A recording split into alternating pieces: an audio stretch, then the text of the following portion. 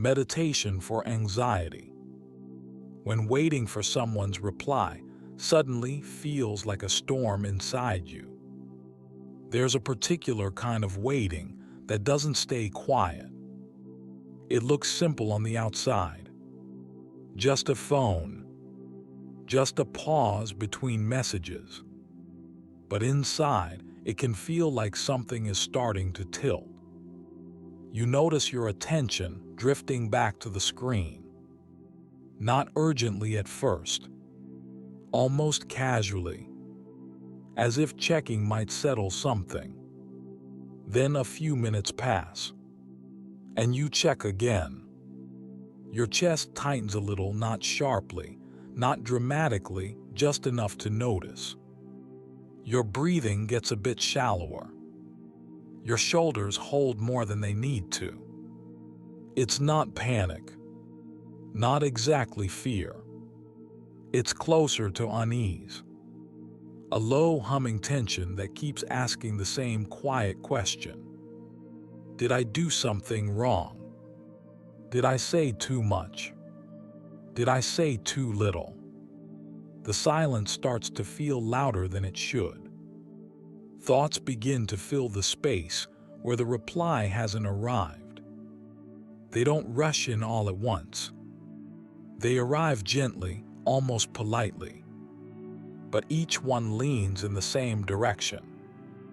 Maybe they're upset. Maybe they're pulling away. Maybe this means more than it should.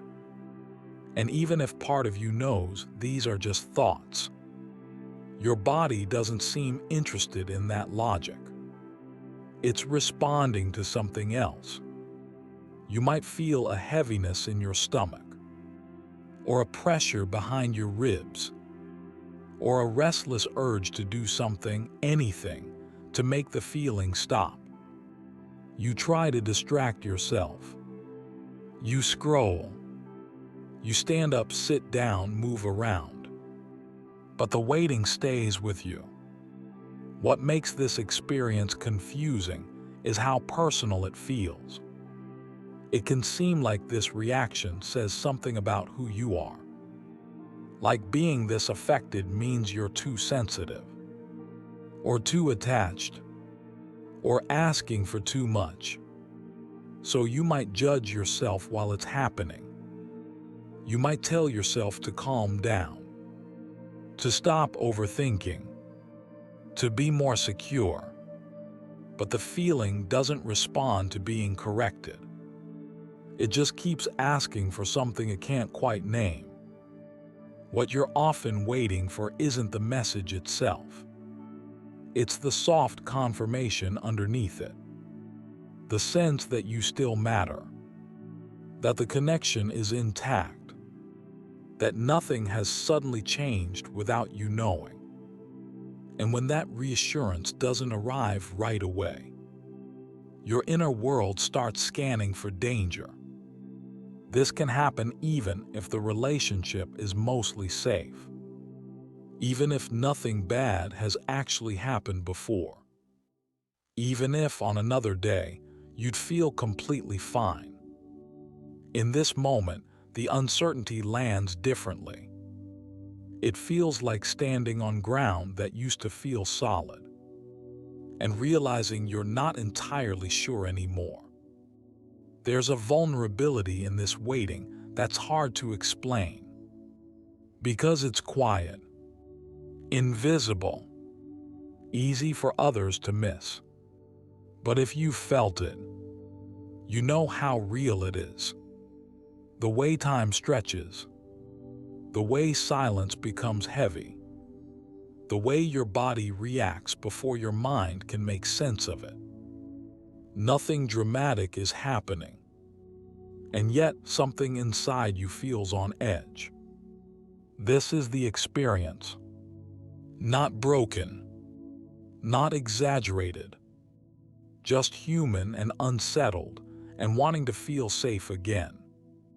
When this kind of waiting takes over, it can feel confusing. You might look at your own reaction and wonder why something so small is having such a strong effect.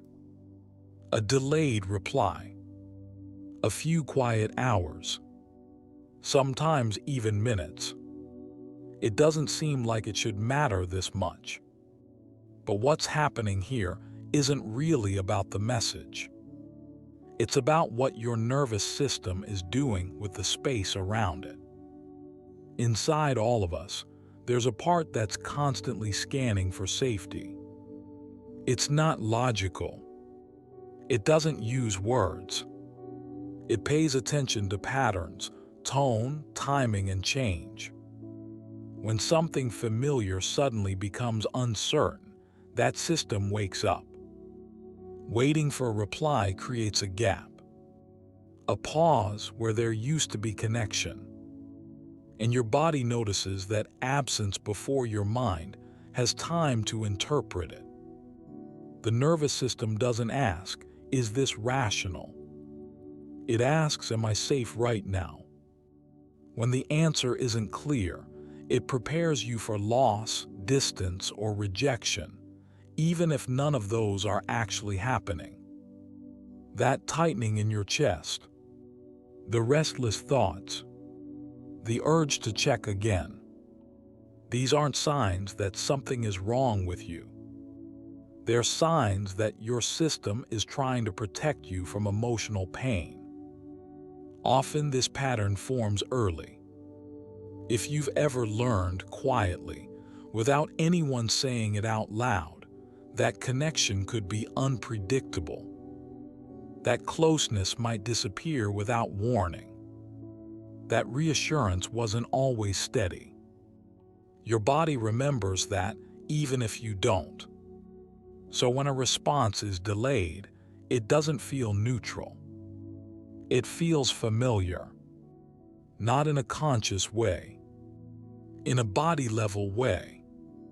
Your system fills the silence with stories because it hates not knowing. Uncertainty feels dangerous to a nervous system that learned to stay alert. So it tries to predict, to prepare, to brace itself for what might hurt. That's why the thoughts often lean toward fear instead of calm explanations. It's not because you're negative. It's because fear feels safer than surprise. There's also something important to understand here. Your nervous system often confuses emotional closeness with physical safety. Connection becomes a signal that you're okay, that you belong, that you won't be left alone. So when that signal pauses, even briefly, the system reacts as if safety itself is being questioned. This doesn't mean you're dependent. It doesn't mean you're weak. It means connection matters to you. And your body learned to treat it seriously. Self-blame often slips in at this point. You might tell yourself you're being needy, that you should be more secure, that other people don't react like this. But these reactions aren't chosen. They're automatic. They happen before you can talk yourself out of them. Understanding this doesn't make the feeling disappear, but it does soften something important. It removes the idea that you're failing at something. This isn't a flaw in your character. It's a protective pattern doing its best with old information. Nothing about this means you're broken. It means your system is working very hard to keep you connected and safe, even when the threat it senses isn't actually present anymore. And once that's seen, even gently, the experience can start to feel less personal, less like a verdict on who you are, just a pattern arising, trying to take care of you in the only way it knows. When this feeling shows up, the instinct is usually to make it stop, to distract yourself, to think your way out of it, to get reassurance as quickly as possible. That makes sense. When your body feels unsettled, it naturally looks for relief.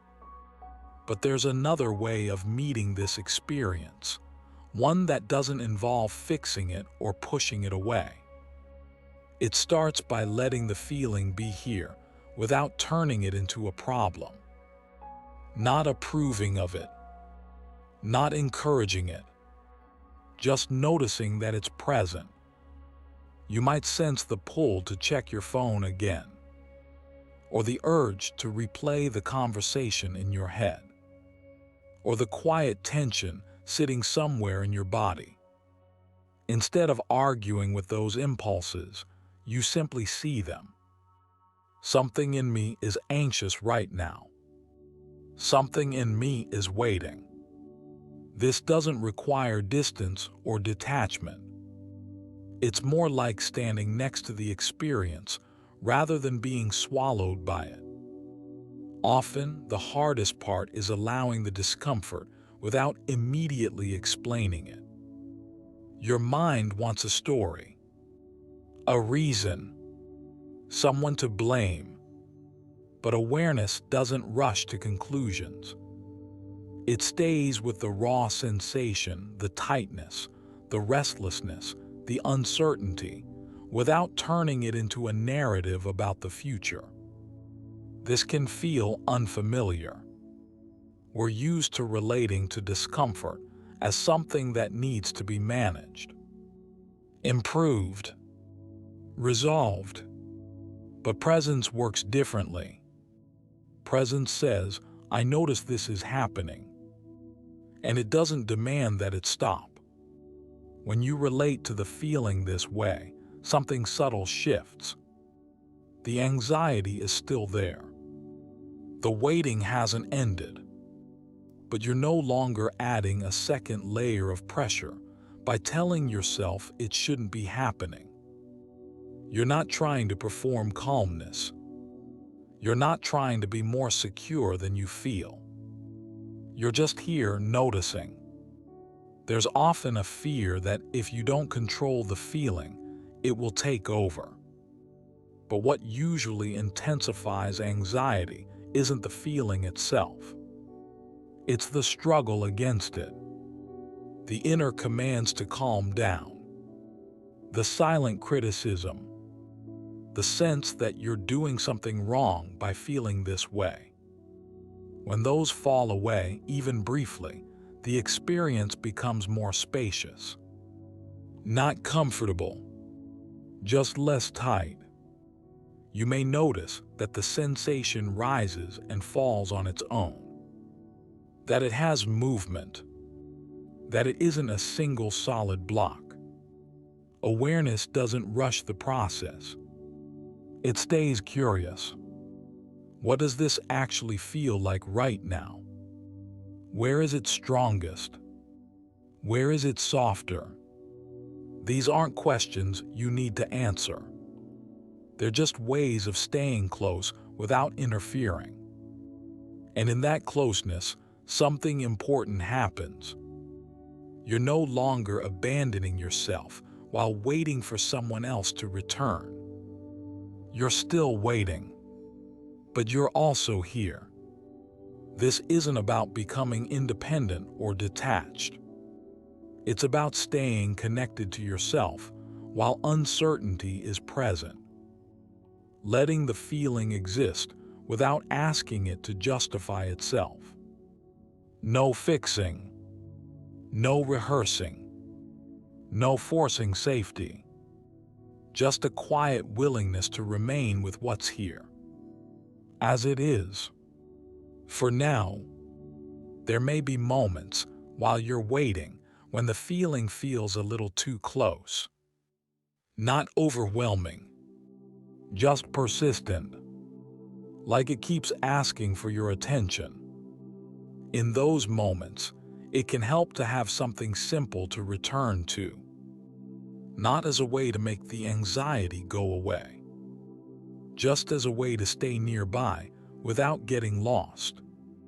You might notice your breath, not adjusting it, not slowing it down on purpose, just noticing that it's already happening.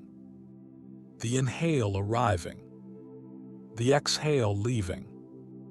Even one breath, fully noticed, can be enough to create a small sense of grounding. Or you might place a hand on your chest or your stomach.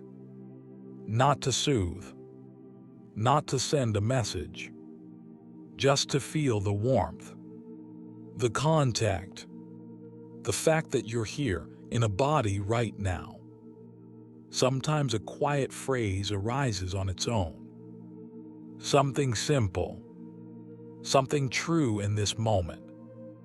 I'm here, or this is uncomfortable and I'm still here. Or even, I don't have to solve this right now. The words don't matter much. It's the tone that matters. Gentle, unforced, unimpressive. This isn't a technique to calm yourself down. There's no goal here. If the feeling softens, that's fine. If it doesn't, that's also fine. The practice is simply staying present while offering yourself a small signal of steadiness. Not because you're trying to replace the reassurance you're waiting for, but because you don't have to be alone with the waiting. Sometimes the most supportive thing is not doing anything dramatic. Just staying, breathing, feeling the contact of your own presence, even briefly. And then when your attention drifts again, as it will, you don't correct that either. You just notice and return when you can. This is less about grounding yourself perfectly and more about reminding your system that it isn't abandoned in the silence. Sometimes the waiting passes on its own. The message arrives. The tension loosens. Life continues. And sometimes it doesn't resolve so neatly. The silence stretches longer than you expected. The uncertainty lingers. What matters gently is not whether the reply comes quickly or late. What matters is that, in the middle of that space, you didn't disappear from yourself. You noticed the unease. You stayed present with it. You didn't turn it into a verdict about who you are. There's a quiet kind of steadiness in that. Not confidence in the sense of being unaffected, but confidence as in remaining here, being able to feel unsettled without immediately needing proof that everything is okay. Safety in this way isn't something you achieve. It's something you touch briefly, then lose, then touch again.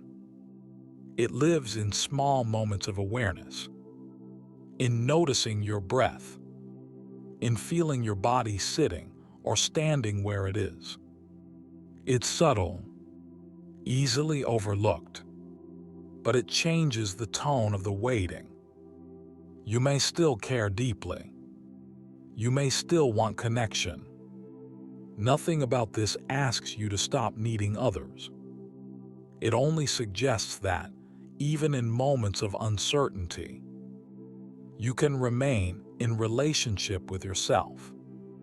That the ground doesn't vanish just because someone is quiet. And over time, these moments add up. Not as a transformation, not as a cure, just as a growing familiarity with your own presence. So the next time waiting stirs something inside you, it doesn't have to mean something is wrong. It might simply mean you're human. You care, and you're learning slowly how to stay. If you'd like to sit with reflections like this again, you're welcome to come back. No pressure, no fixing, just a pause shared.